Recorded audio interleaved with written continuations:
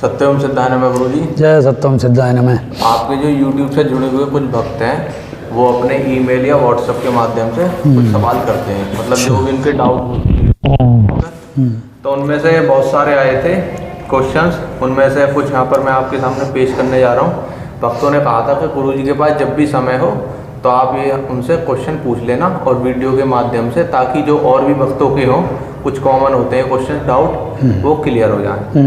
तो इनमें से पहला प्रश्न ये है कि जो आपने अभी रिसेंटली साईं बाबा की चालीसा और आरती की वीडियो अपलोड की थी, तो उसे देखकर एक भक्त का प्रश्न है कि जो लोग, मतलब कुछ लोग अध्ययन कर चुके हैं साईं बाबा के ऊपर, तो वो कहते हैं कि साईं बाबा चांदनी हैं, और बहुत से धर्मगुरु भी ये बताते हैं कि साईं बाबा चांदनी हैं। तो आपने उन पर ये चालीसा और आरती बना कर उन्हें एक तरह से भगवान की तरह पेश कर रहे हो, तो आपकी क्या राय है इस बारे में? पहले तो भक्त ने ये प्रश्न अपना पूरी तरीके से क्लियर नहीं करा कि वो जो कहते हैं अन्य गुरु या उसका चांदनी से तात्पर्य क्या है। तो इसमें ऐसा कोई क्लियर नहीं आया तुम्हारे क्वेश्चन में जो भेजा गया है। लेकिन फिर भी चांदनी का अर्थ है प्रकाशित होना, और जो आत्मा अपने आत्म साक्षात्कार को प्रकाशित हो चुकी, उस अर्थ कहते हैं कि प्रकाशित हो जाना। अर्थात जैसे पूर्णमासी से तुलना की गई, सूर्य तो हर सुबह निकलता है, शाम तक चमकता रहता है, इसलिए एक उपयोग में ये कहा गया है कि भाई सूर्य की तरह दमको चमको संसार में। लेकिन जो है ज़्यादातर सौम्यता की वजह से उसको कहा जाता है चांद के जैसे पूर्णमासी का चांद, और उसकी चांदनी होती है, सौम्यता लाती है संसार में, सबके ऊपर एक कृपालु सी रहती है। तो इस तरीके से उनका साईं बाबा का दिया। साईं जो अर्थ होता है वो होता है 64 तंत्र। वैष्णव मत में जो 64 तंत्र हैं, शैव मत में भी 64 तंत्र हैं, सभी में है, लेकिन वैष्णव तंत्र के 64 तंत्रों में जो सिद्ध होता है वो कहलाता आउल बाउल दरवेश साईं। ये 4 डिग्री हैं, आउल फिर बाउल फिर दरवेश फिर साईं, तो ये कहलाता साईं। साईं का अर्थ वैसे आमतौर पर भगवान ही लगाया गया। से और आई वह जो अपने अंदर आता है, जो सोहम का अर्थ है ना, जो वही है सो मैं हूँ, तो ऐसे इसका अर्थ है जो वो है सो मैं हूँ। से माने वही और आई माने भी क्या, इसका मतलब है कि वही अपने अंदर आ जाना, प्रकाशित होना। अब अवतरण का भी अर्थ यही होता है। तो जो भगवान शब्द है, भगवान शब्द का क्या है, भे गे वे आन, भगवान, और तो भूमि गगन वायु आकाश नीर। अब ये पंचतत्व तो हर प्राणी में, पंचतत्व जो अपने पंचतत्वों को नियंत्रण में कर चुका, योग या किसी भी अभ्यास के द्वारा आत्म साक्षात को प्राप्त कर चुका, अपनी देह और देहातीत सिद्धि कर चुका, उसे कहेंगे भगवान। अब चूंकि हमारे यहाँ ये मान्यता है कि हम ईश्वर की संतान है, तो राजा की संतान होने से राजकुमार तो हमें ही, और राजकुमार होने के बाद जो उसमें योग होगा वही राजा बनता है। तो जो योग होगा आप सब हो, तुम में भी भगवान है, इसमें भगवान है, पंचतत्व से तुम बने हुए, आत्मा पंचतत्व को धारण किए हुए। उस पंचतत्व को जो जान लेता है, अर्थात जैसे अनेकों राजकुमार होने में उसमें जो सबसे प्रवीण होता है, राजकुमार तो सब कहलाएंगे, लेकिन उसमें जो प्रवीण होता है वो उत्तराधिकारी बनता। तो ऐसे ही ये जो साईं शब्द का उपयोग है ये भी इस तरीके से। अब ये सन 90 की बात है। उस समय मैं जो है बम्बई गया था भक्तों के साथ तीर्थ यात्रा पे, तो मैंने उसी सर मैं इनके बीच में सुना, तो मैं वहाँ गया, वहाँ जाके देखी। उस समय कंस्ट्रक्शन चल रहा था वहाँ पे, और हमारे इधर तो मंदिर वगैरह नहीं थे। जब वहाँ से लौटा तो मैंने आध्यात्मिक दर्शन में भी देखा। तो ऐसा नहीं है कि महात्मा के हम अन्य स्वरूपों को तो हम ये कह दें कि भाई विरोध में आ जाएं, जैसे कि आज इनका बीच में विरोध चला। कुछ तो ऐसा होता है कि हम जब ज़्यादा प्रचार प्रसार करते हैं किसी का, भक्त जैसे सीरियल्स हैं, मैंने उस पर भी वो डाली है कि भाई जो उसकी ओरिजिनलिटी है वो दिखानी चाहिए। ओरिजिनलिटी की जगह हम क्या दिखाते थे, कुछ में नकलीपना शामिल कर देते हैं। अब नकलीपना आने का कारण भी क्या होता है कि जरूरी हर चीज़ लिखी भी नहीं जाती, हर चीज़ कुछ समाज में प्रचलित होती हैं, समाज में वो चीज़ें बढ़ भी जाती हैं और कई बार घट भी जाती हैं। तो जो बढ़ा दी जाती है, तो लेखक जो है उसके अनुसार, उसे अपने अनुसार इमेजिन करता हुआ लिखता है, और उसका इमेजिन का प्रभाव होता है कि भाई ज़्यादातर साधुओं पे या किसी भी इस पे जाओगे तो क्या क्या रोग होते हैं, भाई मेरी शादी कब होगी, या मेरे बच्चा कब होगा, मेरे बच्चा नहीं है या बच्चा है तो वो कब शिक्षित होगा, अच्छा निकलेगा या बुरा निकलेगा, मेरा भविष्य क्या है, मेरी नौकरी क्या है, नौकरी में प्रमोशन क्या है। ये इसे वो संसारी कार्य हैं। देखो अलौकिक कार्य है या जो आध्यात्मिक कार्य के लिए पूछने को ना तो कोई साईं बाबा के पास आया ना कोई चीज़ आया, ज़्यादातर उनके पास कि भाई हमें भभूति दे दो, ये वो देते थे। चूँकि फ़कीर जो है, अब आता है शिष्य क्यों नहीं बनाए उन्होंने, तो फ़कीर जो है उनकी एक ज़िंदगी है जो, जैसे अब विरोधाभास तो इस पर उन्होंने अपने माँ बाप का पता नहीं बताया, गुरु का नाम नहीं विशेष लिया, कहाँ पैदा हुए, क्या हुआ, इसके बारे में विरोधाभास है। तो सवाल ये आता है कि ऐसा शास्त्र क्या कहते हैं कि जो अपने माता पिता अपने गुरु के विषय में ना बताए, पातकी होता है अर्थात पतन का अधिकारी होता है, उस पर कृपा नहीं रहती। लेकिन असल ये है कि मान लो जब कोई भी महात्मा हो, साईं बाबा या चीज़ है, तो सवाल साईं बाबा का हो रहा, तो साईं बाबा जब अपने आत्म साक्षात्कार को प्राप्त हो जाता है, जैसे कि उन्होंने लिखा कि मैं 72 जन्म, तो 72 जन्म पहले जागृति हुई है उस बंदे की। मतलब 72 जन्म का समझोगे, अगर एक जीवन में है वो 50 साल भी रहा होगा और 20 साल 60 साल भी रहा होगा, तो 50 साल तो 5 7 35, मतलब 3500 साल महात्मा बुद्ध से भी पूर्व प्राचीन आत्माएं जगी हुई। तो जब उसकी जागृति हुई और वो बीच के काल में क्या क्या रहा वो तो वही जाने, लेकिन इसके बाद में आज जो वो फटा है उसका प्रकाशित हुआ, जैसे चांदनी कहा गया है कि वो चांदनी है, प्रकाशित हुआ है, जैसा बुद्ध है। तो बुद्ध भी जो है, पीछे भी उन्होंने लिखा कि मैं ये बुद्धा वो बुद्धा, बुद्ध बुद्ध का मतलब है बद्ध से बुद्ध, बद्ध का मतलब है बंधन, आत्मा जो बंधनों में है और वो मुक्त हो जानी, तो मुक्त पुरुष हो गए। महावीर स्वामी मुक्त पुरुष हो गए। तो ये पीछे से जैसे वो 24 तीर्थकरों में से होते हुए गुजर के आए और फिर वो मुक्त हुए, तो उन्हें बोलते हैं चांदनी प्रकाशित हो जाना, ये अर्थ है। तो इसमें भगवान शब्द कोई भी लगा सकता है, स्वामी शब्द कोई भी लगा सकता है, या परमहंस कोई भी लगा सकता है। लगाना एक अलग विषय हो गया और उसे प्रमाणित करना समाज में एक अलग हो गया। अगर प्रमाणित नहीं होता तो चीज़ फैलती ही नहीं है, कोई चीज़ नहीं फैलेगी।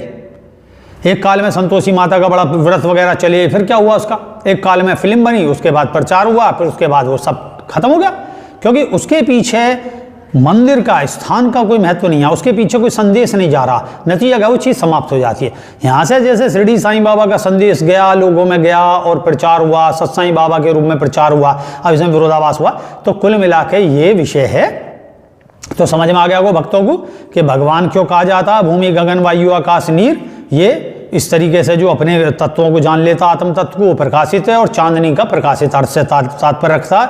और साईं का मैंने बता दी, आउल बाउल दरवेश साईं, जो वैष्णव मत के 64 तंत्रों में सिद्ध होता है, वो साईं कहलाता है। ये सब विषय को कहा गया है। और मैंने क्यों लिखी 40, उस काल में लिखी 90 के बाद में।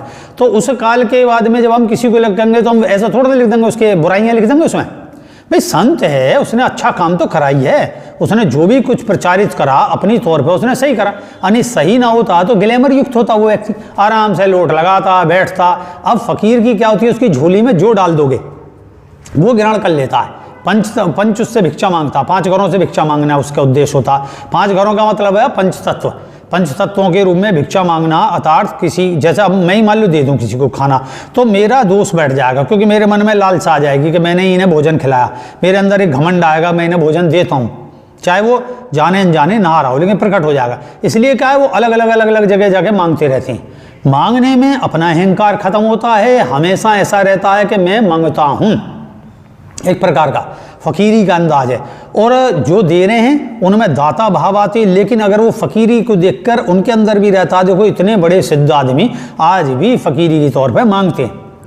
अब इन गुणों को तो कोई देखेगा नहीं, इन गुणों की देखने की जगह व्यक्ति की आलोचना कर दो। तो उस काल को रखकर उनके जो महिमा था उसको मैंने व्याख्यात करी। तो उसमें ईश्वर बनाना या किसी की महिमा को जो है वो करना, ऐसा संसार में कोई भगवान नहीं हुआ। जो प्रकृति माता है उस काल के अनुसार उसे कार्य करने होते हैं, उस काल में जितना कार्य करना होता है उतना ही कार्य कर देता है, उसके बाद वो चला जाता है।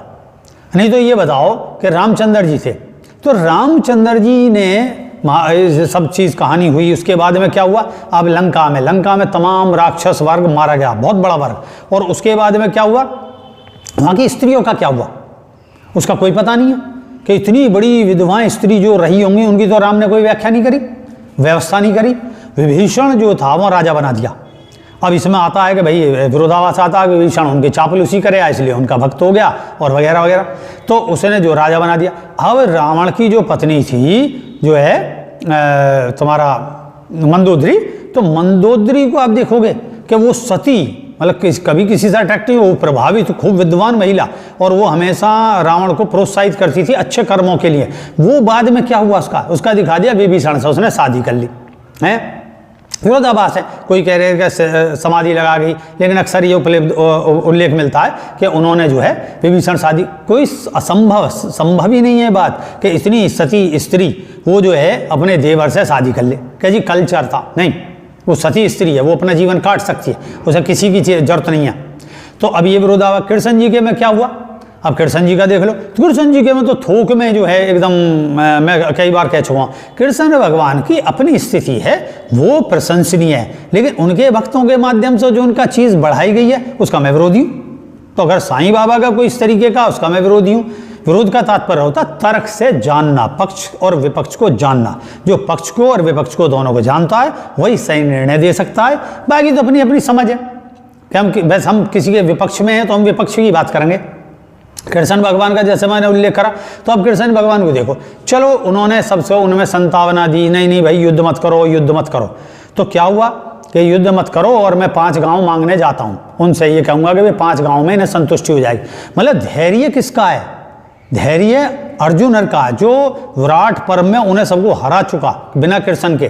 कृष्ण की उसे कोई आवश्यकता नहीं, ना उसका रथ सामान्य सारथिया उतरा, और वो वहाँ जो है तुम्हारा वहाँ पहुँचते हैं।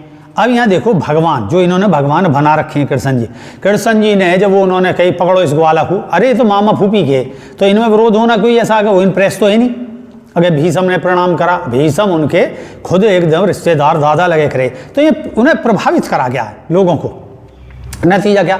जब ये स्थिति आई तो उन्होंने उनका विराट रूप दिखाया अपना, चलो दिखा दिया। इसका इफेक्ट क्या हुआ? सबसे बड़ा प्रश्न तर्क का यह है कि वहाँ सभा में जो कृष्ण ने अपना स्वरूप दिखाया, विश्वविराट रूप, उसका प्रभाव क्या हुआ? किसी पे कोई प्रभाव नहीं पड़ा। अब इसी को हम जब संतों के जीवन में देखते हैं कि एक संत के जीवन मिला और उसने उनको टच करा, जैसे रामकृष्ण का है कि रामकृष्ण के पास एक विद्वान आया और वो जैसे ही सुनाने बैठा उन्होंने उसकी कलाई पकड़ ली और बाद में उन्हें भी समाधि में चले जावे। तो उसे देखा तो वो जो सब कुछ छोड़ छाड़ के जंगल भाग गया, क्योंकि यहाँ क्या है? आवश्यकता आविष्कार की जननी है, उसको आवश्यकता नहीं, वो कृष्ण के प्रति विरोधी था। लेकिन फिर भी विराट रूप का क्या प्रभाव होना चाहिए? आना चाहिए ना, कि भाई जिसने जस कृष्ण है तो उनका विराट स्वरूप प्रकट हुआ, उसमें से एक ओज निकला, एक तेज निकला, वो तेज दूसरे के अंदर प्रभावित हो, उसकी आत्मा में प्रभावित हो जाता, प्रभावित करने पे उसका तो कोई फर्क ना पड़ा। वो कह लेगा पकड़ो पकड़ो, फिर उठ के चले गए सारे, आखिर मारे गए। अब एक व्यक्ति लौट के आता है, भाई सुनो भाई अब धैर्य छोड़ो, अब लड़ लो, हैं? तो जरा अगर तुम सोचोगे, तुम सब बैठे हो और तुम ये कहोगे भाई हम तो जब से कह रहे हैं मार डालते, जब से कब के ये तेने ही रोक रखा है ना, तो कृष्ण से तो वहाँ उसका उल्लेख नहीं करा हो सके। कृष्ण जी गपचा दिए उन्होंने अच्छी तरीके से कि भैया तू यहाँ बता, भीम तो उनसे बड़े कि बोले यहाँ बता कि तू जब देखो जब टांग अड़ाता हर चीज़ में, हमें धैर्य धैर्य धैर्य, परिणाम क्या निकला तेरा?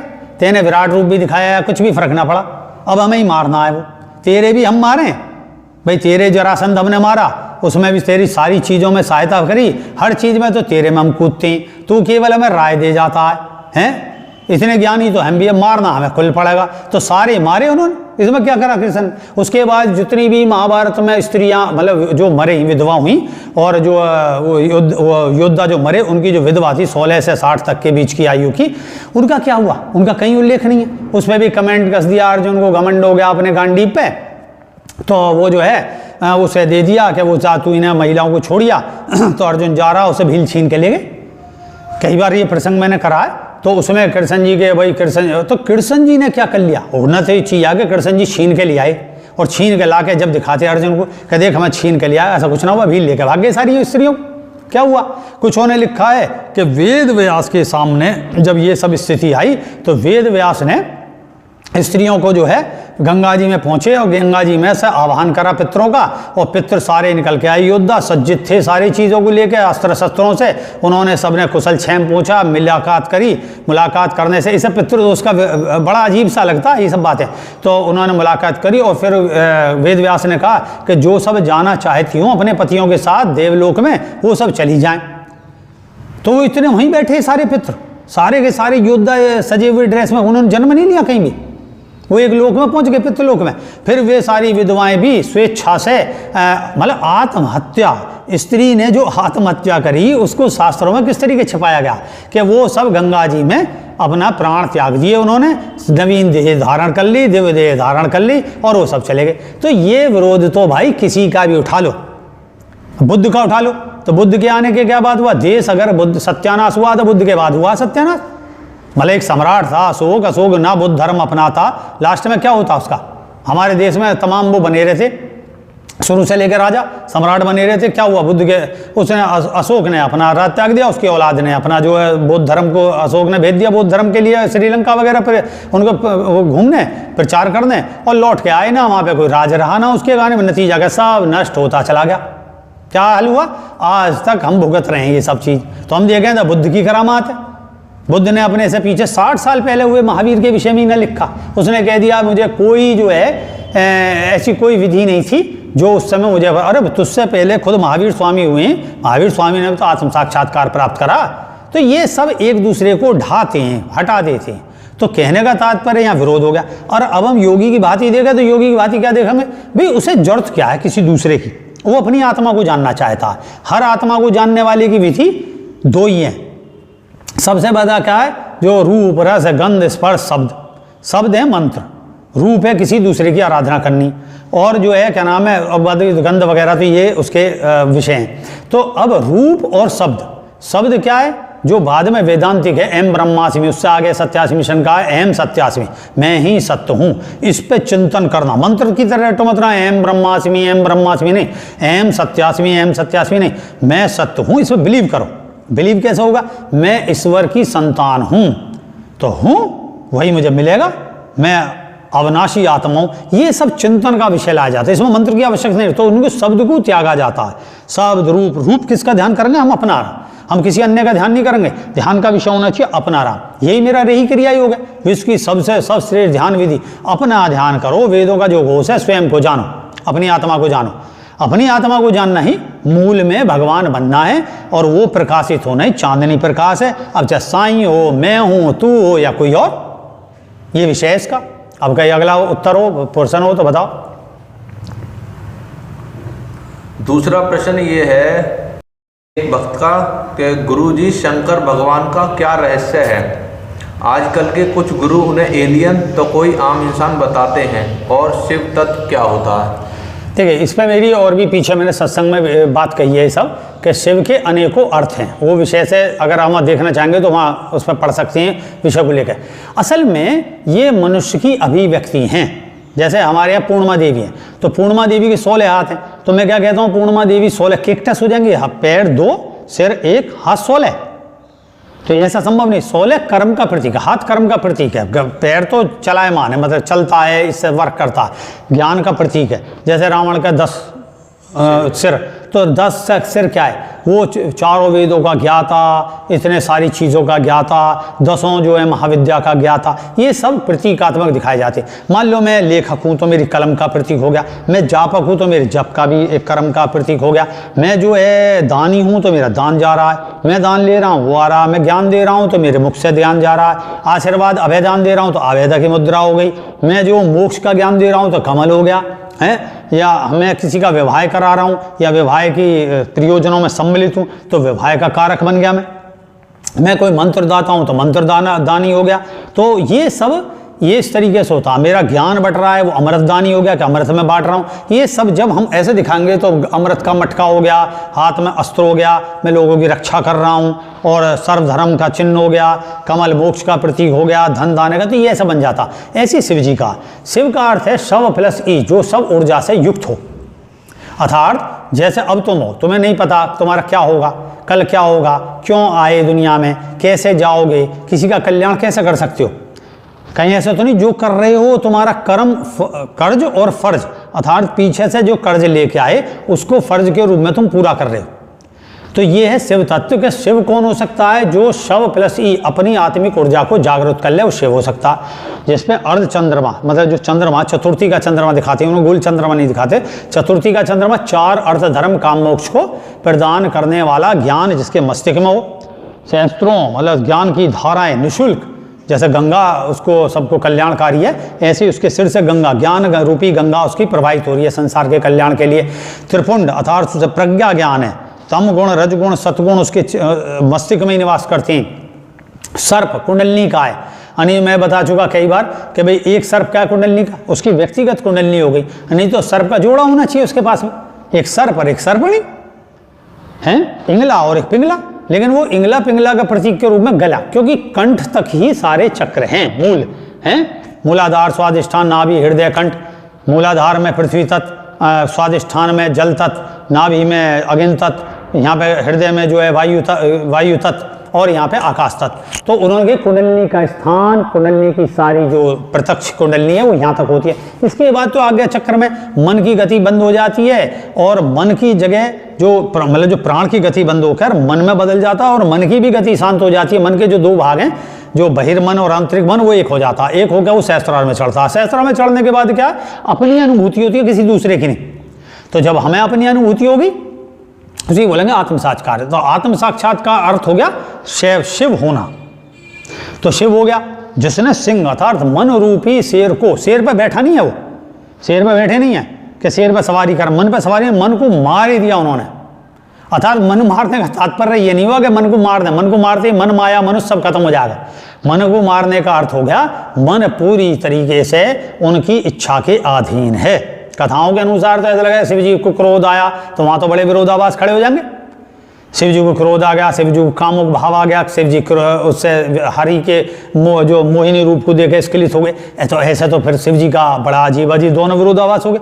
लेकिन शिव का जो मूल अर्थ में वो तत्व ये एलियंस नहीं है। ये जो एलियन शब्द है कि भाई वो विदेश बाहर से आए, बाहर से कोई नहीं आता। इसको मैं अभी बता चुका हूं कि मान लो जैसे पृथ्वी है, इस पे जीवन यापन हुआ, जीवन हमारा पनपा सृष्टि हुई। अब क्या है कि जैसे साइंस बढ़ रहा है, साइंस कुछ दिन पीछे इस बार परमाणु बम लगाने पे लगा हुआ है, आगे और भी तरीके के। अब क्या करेगा, यहाँ से बाहर भाग रहे हैं हम लोग, हम बाहर जाएंगे, चंद्रमा पे चले जाएंगे, मंगल ग्रह पे चले जाएंगे, वहाँ बस्ती बसाएंगे। वहाँ बस्ती बसाने के बाद क्या होगा, अचानक यहाँ पे हम युद्ध करेंगे, युद्ध के बाद इसे विस्फोट कर देंगे, ये सब नष्ट हो जाएगा। तो हम कहाँ पहुँचे, चंद्रमा पे, मंगल पे, बुध पे, या जो भी इस तरीके की जहाँ गिरे, फिर हम वहाँ पहुँच जाएंगे, वहाँ बस्तियाँ बसा के रहने लगेंगे और फिर साइंस वहाँ डेवलप होगा। फिर आकाशीय अंतरिक्ष का युद्ध होगा, आपस में लड़ मरेंगे हम। फिर क्या होगा, फिर अकाल, एक ऐसा काल आ जाएगा, अंधकार युग, उसमें हमें ज्ञान नहीं रहने का, सारा विज्ञान नष्ट हो जाएगा। तो फिर क्या होगा, हमें लगेगा जैसे हम पता नहीं कोई हमें देवता है वो बाहर से ज्ञान दे रहे हैं, अरे वो ये हमारे पूर्वज हैं।